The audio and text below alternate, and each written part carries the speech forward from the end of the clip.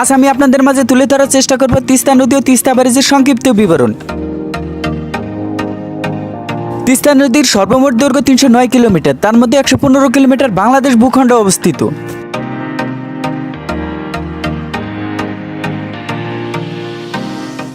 তিস্তা নদী ভারতের হিমালয় অঞ্চল সিকিম থেকে উৎপত্তি হয় দার্জিলিং ও জলপাইগুড়ি জেলা হয়ে পশ্চিমবঙ্গের ডুয়ারি সর্বভূমি দিয়ে বাংলাদেশের লালমনিরহাট জেলার পাটগ্রাম উপজেলার দহগ্রাম আঙ্গুরপোতার ছিটমহলের কোল ঘেঁষে প্রবাহিত হয়েছে তিস্তা নদী।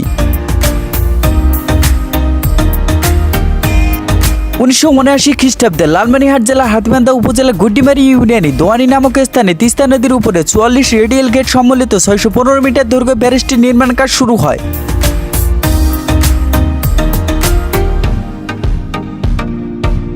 উল্লেখ্য 110 মিটার দৈর্ঘ্য হেড রেগুলেটরে 8টি গেট সহ মোট গেট 52টি এবং কাজ শেষ হয় 1990 খ্রিস্টাব্দে।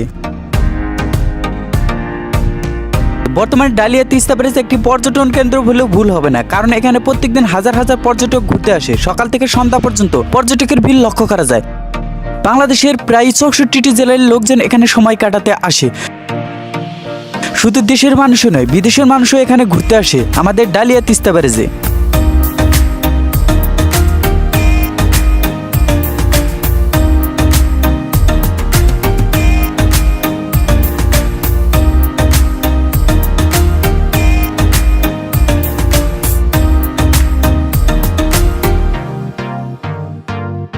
প্রিয় ভিউয়ার্স, আপনারা যদি মনোমুগ্ধকর ডালিয়া তিস্তা ব্যারেজ দেখতে আসেন তাহলে এখানে যেভাবে আসবেন।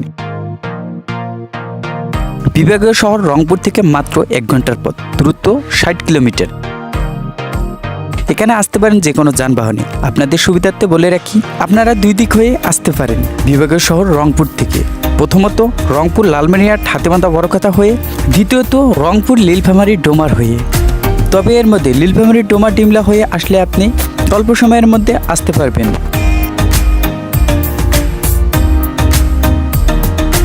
প্রিয় ভিউয়ার্স, আমার দেওয়া তিস্তা নদী ও তিস্তা ব্যারেজের তথ্যগুলোতে যদি কোনো ভুল হয়ে থাকে তাহলে আপনারা অবশ্যই কমেন্ট করে জানাবেন। আমি অনেক জায়গা থেকে তথ্যগুলো সংগ্রহ করেছি, তাই ভুল হলেও হতে পারে। প্রিয় ভিউয়ার্স, আপনাদের কেমন লেগেছে আমার এই ভিডিওটি তা অবশ্যই কমেন্ট করে জানাবেন। আর হ্যাঁ, আপনারা যদি এখনও আমার চ্যানেলটি সাবস্ক্রাইব করে না থাকেন তাহলে অবশ্যই সাবস্ক্রাইব করে বেল আইকন অন করে রাখুন সবার আগে ভিডিও পেতে।